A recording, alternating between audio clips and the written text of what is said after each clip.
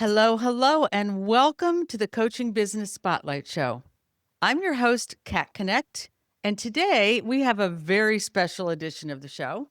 In a minute, I'm going to introduce you to a small panel of soul-driven success community members who are going to help me unpack the new ICF Global Coaching Study report. Here's a little bit about that report. This report was launched by the International Coaching Federation in late 2006. And the first report was published in 2007. It's widely recognized as the most comprehensive research on the professional business and personal coaching industry. The study is commissioned by ICF and conducted by PricewaterhouseCoopers, LLP. And this edition marks the sixth publication in the series.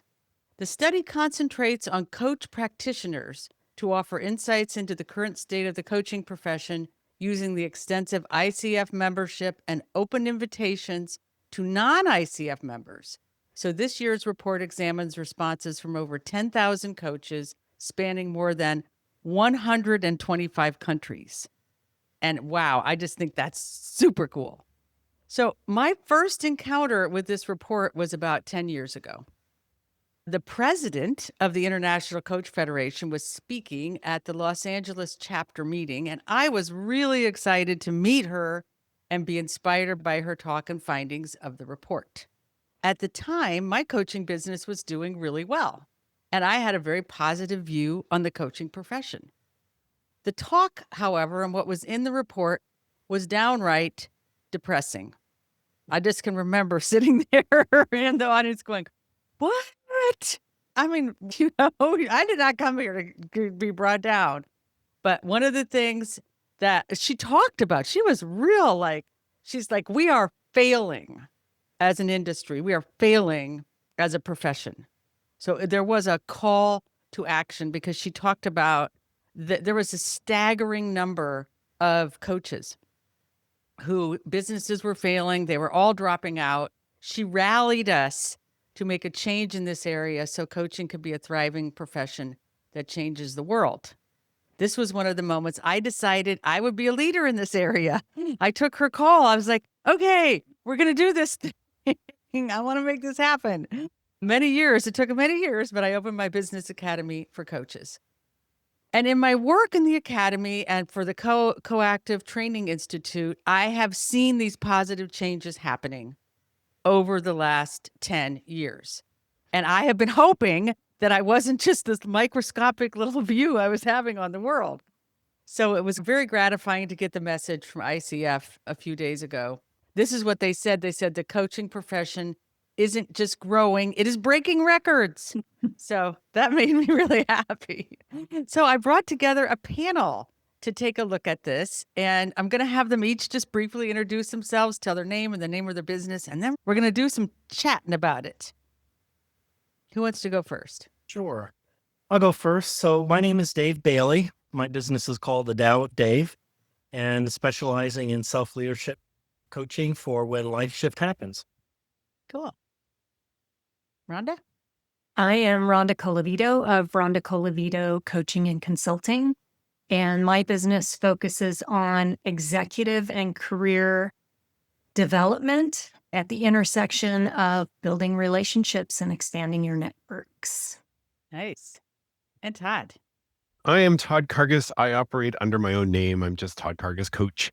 And I work with executives and other leaders who are struggling to make a difference in the world and want to figure out how they can use all of their talent and privilege for something better. Nice. I love it, you guys. Great. So let's dive in. I'm curious, what's one thing that stood out? Like a positive thing or something or you just want to go like, oh, let's take a look at that. Well, Kat, is just tagging on to what you had shared. My impression was that the coaching world is growing a little bit faster than the stock market on average. 13%, 15%, however you interpret the numbers. So as a new business owner, that's inspiring for me. Cool. That's inspiring for me too. And again, I everything I feel like it's true. I mean, I see this happening in the world more and more. People are understanding coaching is becoming more of a recognized helper for people who have certain challenges. I found one of the things I pulled out was there's an average, coaches charge an average of $234 per session. And I thought that was pretty spectacular when I did dive down. It's 125 countries. So we're talking about lots of different, I thought that was a pretty great number to be an average number of what we charge. Yeah. For me, I thought it was pretty outstanding, especially when you look at it's a global average. Mm-hmm. I think that's fantastic. That actually gave me hope. I put this up to Chatty. I said, what other professions charge this much? And they're like doctors, lawyers, financial planners, consultants. Yeah. So I feel like this profession has reached that level where that's acceptable.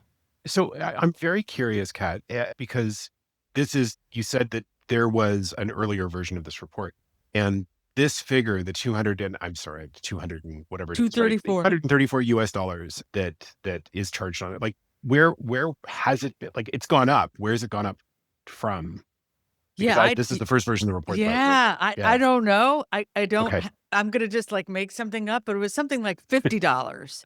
I mean, Wow. Okay. like 10 years Okay. ago, it was at levels that were like really had me wondering, can this be a sustainable profession with those kind of numbers? So it's really only been, I mean, again, from my experience, it hasn't been that long that we've elevated ourselves as a profession.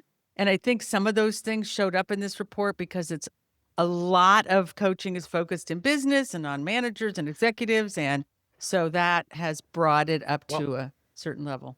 You know what that also says to me though, and this is interesting, is that there's, in addition to like the level of quality coaching that exists in the profession, there's also a level of business acumen that must be increasing within the profession too, right? And you know this, right? You go to coaching school, whichever it is, right? Whether it's CTI or something else, and they'll teach you how to be a really excellent coach, but they won't teach you how to build a business.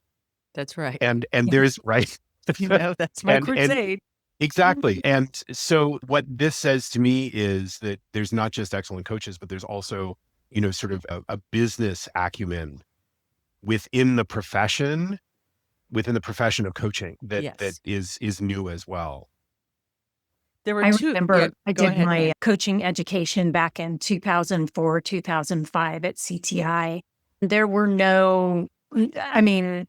was a book that you could read by someone who was affiliated with CTI, but there was no other information out there about building your business. So Todd, I agree with you. I think for me back at the time, it was horrifyingly scary to be building a business as a coach because I had no idea where to start.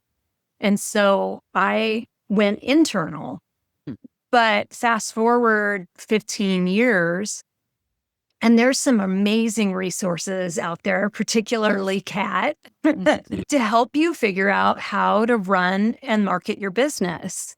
And that gives me hope. Yes. It really does give me hope because there's some tried, true, and tested methods out there to build a business. And when I met you, Kat, one of the things that I walked away from my first conversation with you was, oh, I can do this. This is just another thing that I need to learn. And I don't just naturally need to be a marketing guru or, it was something that I could learn. And that gave me so much hope. That's so great to hear. Yeah, I agree 100%. It's it just left my head. Well, here we go. You go ahead. There are two things. I love that you brought this up because as I skimmed through the report, there were two things that really stood out for me since this is my area of passion. There's a whole piece in the report are what are the recommendations by coaches of what other coaches should do. So there was the continuous learning and development that coaches love, but there were also right there at the top was finding a niche. And that my whole heart just got so happy.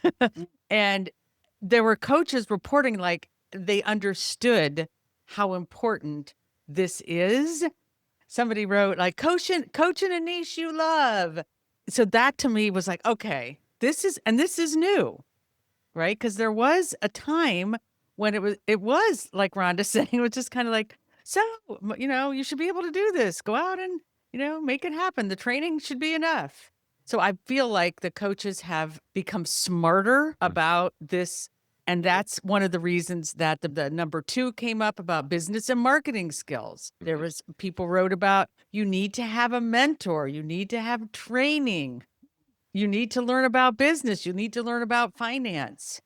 So there were, and that the other piece, there was a piece in there about networking and community, about how important it is for us to connect with other people and get that kind of support. So I read that and I was like, yes, this got to be a part of why there's been a pivot in our profession.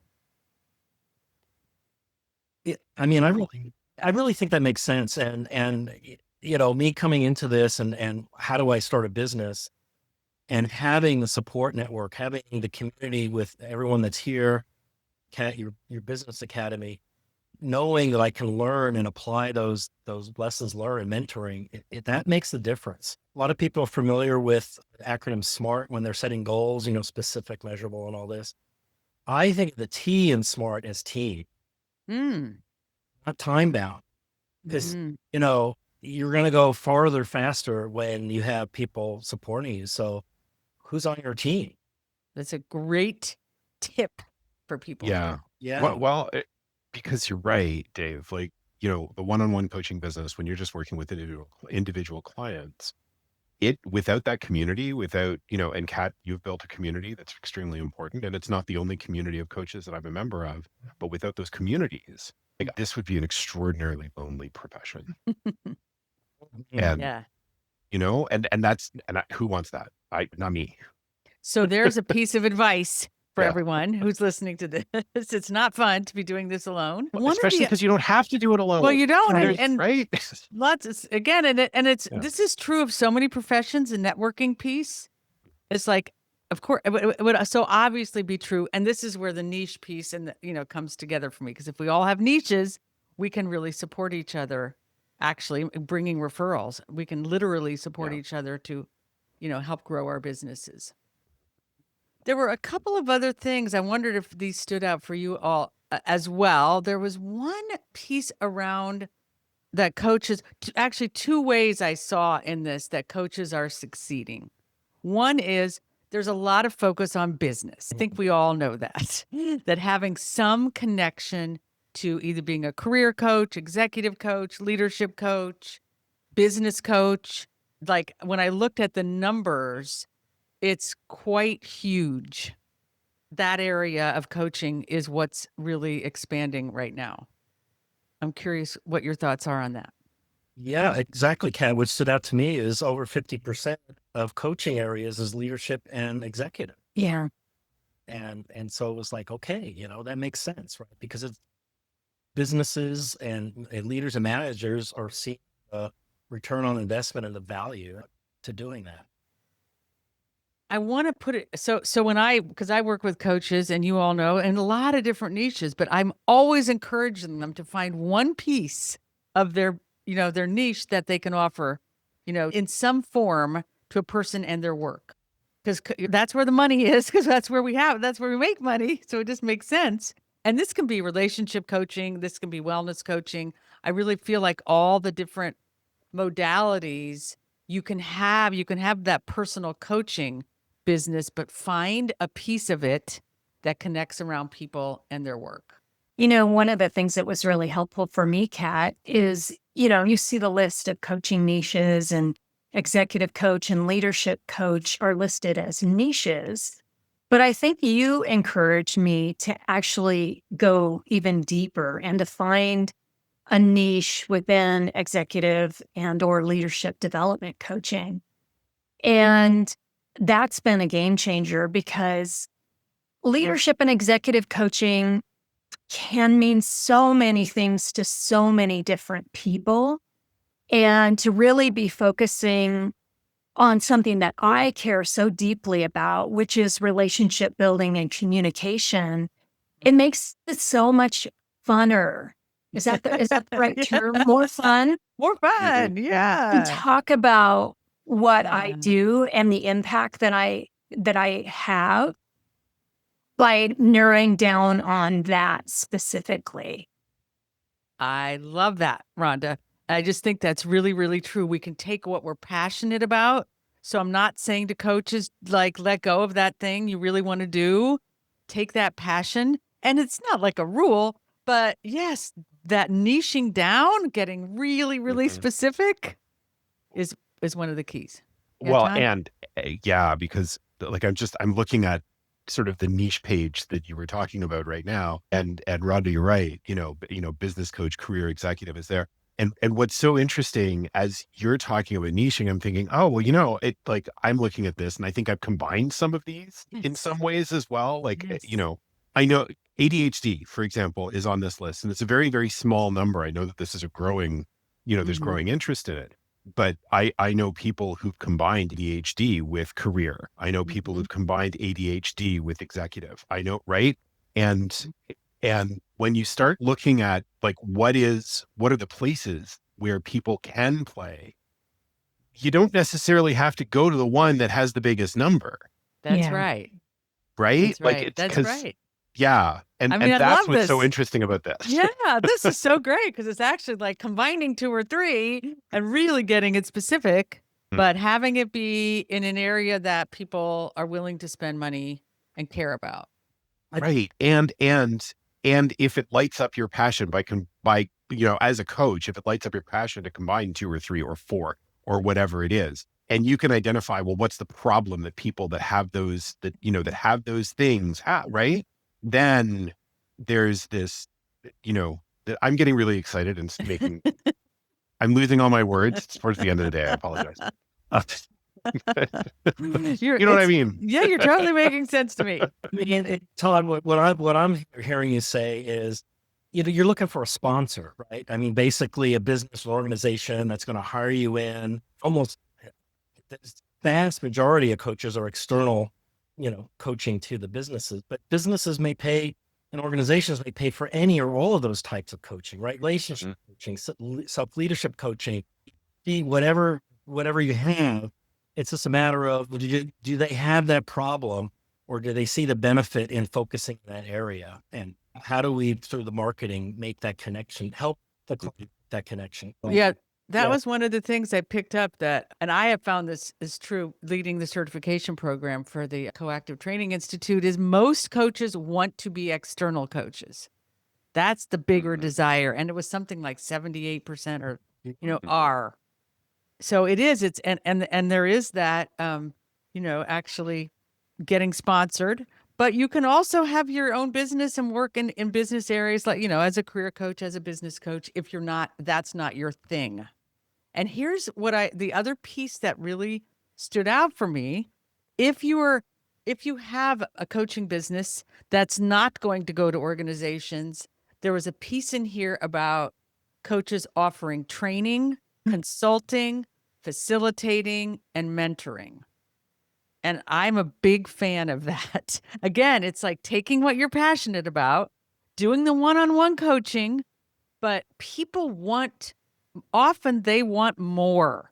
They want the coaching in the moment. Like, we know there's nothing quite as special as when we're just one-on-one coaching a person, but they want to learn things. They want to, be trained. They want mentoring. They want like the expertise.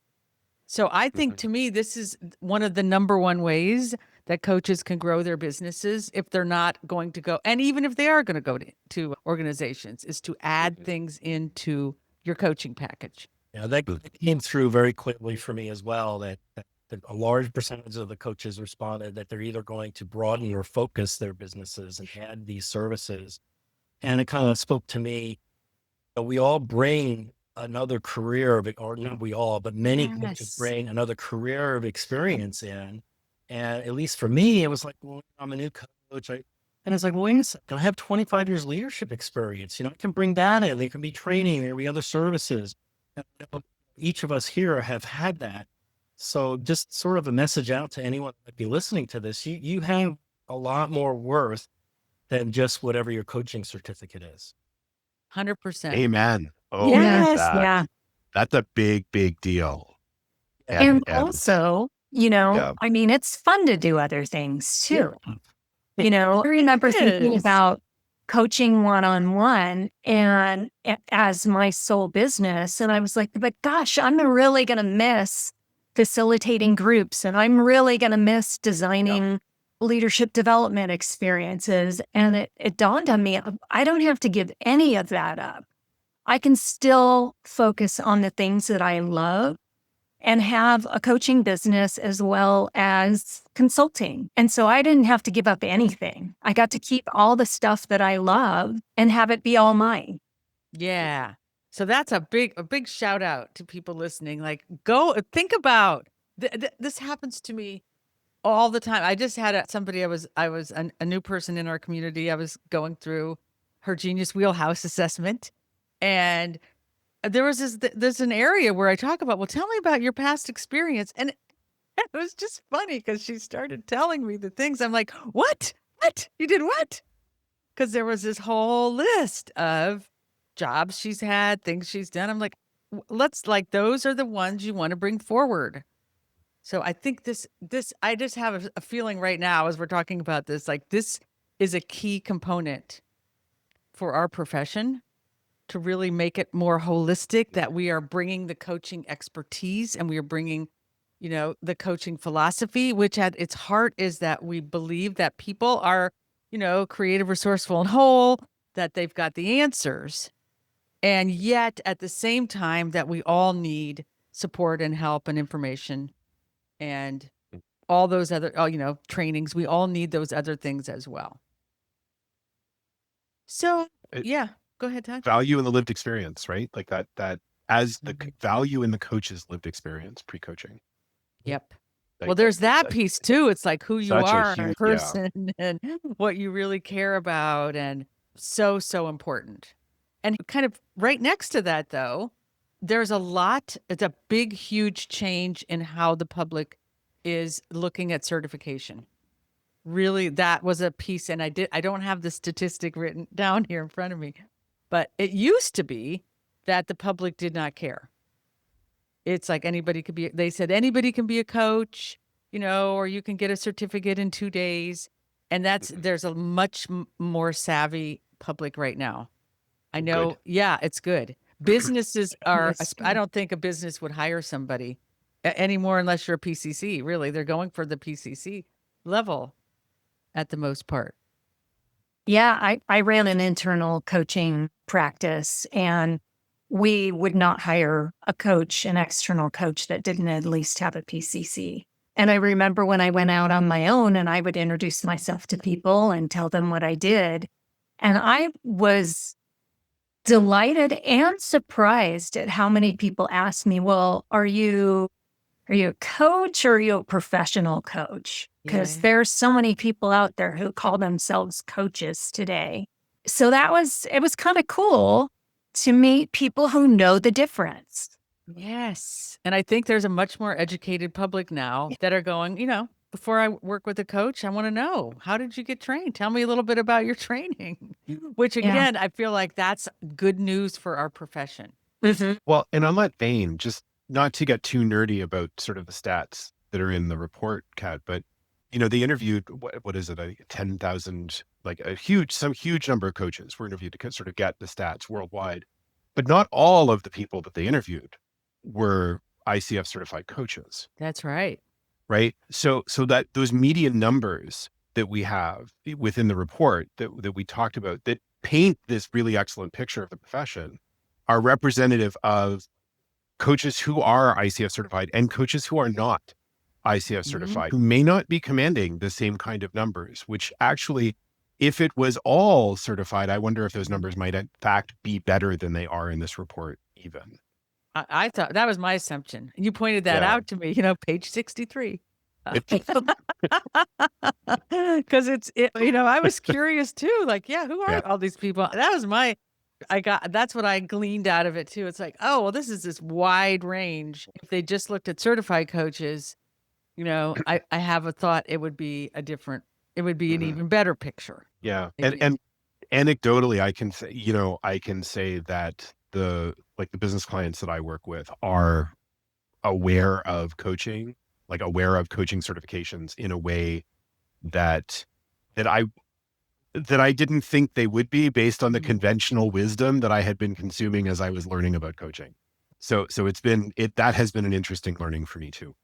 And again, I think this is fairly new. I think this is that kind of indication that our profession is reaching that position. Okay, it's a legitimate business. You need to get trained for it. There are certain areas that you need to have a niche, you need to have a business. I mean, all those things, are making it more and more viable. So we have just a couple of minutes left. I'm just curious to hear from each one of you, kind of just maybe one other thing, like what else stood out to you? What would you want coaches to know? I've got one. Okay. Because the one thing that we haven't talked about, and I understand this panel is all North American, but Yes. of course the report is global, and the growth areas for coaching and North America, Western Europe, Australia, New Zealand, very established markets, significant growth, but in the average of what they're expecting, explosive growth in the developing world, right? Central and South America, Africa, Asia, that just huge growth opportunities in those spaces. So the takeaway for me was oh, isn't that interesting? And what an opportunity, particularly if you're coaching one of those spaces and want to explore. Yeah, that's such a good reminder. We have a whole world here, people. That's so great. For me, one of the interesting things that I saw in the report, that coaches would give advice to other coaches is to have a little bit of a financial runway. And that is one of the main reasons why I didn't go out on my own when I first did my coaching education. But it is the thing that eventually allowed me to go out on my own because I did have a financial runway. And Kat, you just gave me so many gems of what to expect that I'd never heard from anybody before. So having that financial runway, understanding that it's not going to magically be lucrative in year 1 or year 2. For some people, it might. But to just be realistic about the finances and to get started before you go out. Make sure that you got your ducks in a row and that your mindset and your expectations are aligned, because I think that will allow you to be so much more optimistic. I love that. I read that as well, Rhonda. And thinking back to this report 10 years ago, I think that was one of the huge mistakes that coaches were making. I've taken a couple of classes, I quit my job, and now I would like to make $100,000 this year. And we all know, like you said, it takes time. It does. Just quickly tagging on to what Rhonda said. I mean, I'm ramping off a career, and I've had the opportunity as I'm doing that to get the training, to get a lot of coaching hours in, to be part of this business mentoring development community. One item I don't think we touched upon at all was just the area of IT. And I know there's a lot of chatter these days about, how is AI going to affect business and so forth and so on. I found very curious. I found that, and I'm looking at the stat here, only about a third or so are apparently using online coaching. I don't, I was like, well, it might be because it's across other cultures and it's countries. across other cultures. It might be, but I think your point is a good one. But I looked at North America. Oh, yeah. And only 23% for client management, and yet 50%, half, are saying, yeah, that's an area of resources I need to invest in. I love this. And really interesting emerging area. Well, interesting, and kind of maybe the next thing for coaches to get a wake-up call about. It's like, yes, we actually need to. We actually need to have the technology for clients to book and pay and have our websites in line, because that's what people are expecting. That's part of what they want to pay for. Otherwise, we look like, I don't know, there's some bad comparison. I could make some metaphor. They can't sign up using their phone, then, it's like, hey, you're not with it. Yeah, really important. Wow. Well, our time is up. What fun. Thank you all Yes. for joining me. Let's do this again. I like having a panel. You guys are great. Thank you for joining me. Thank you to the listeners. Be sure to tune into our next episode. We're going to focus on the end of the year activities that will help you wrap up your business year with a smile. All right. Talk to you next time.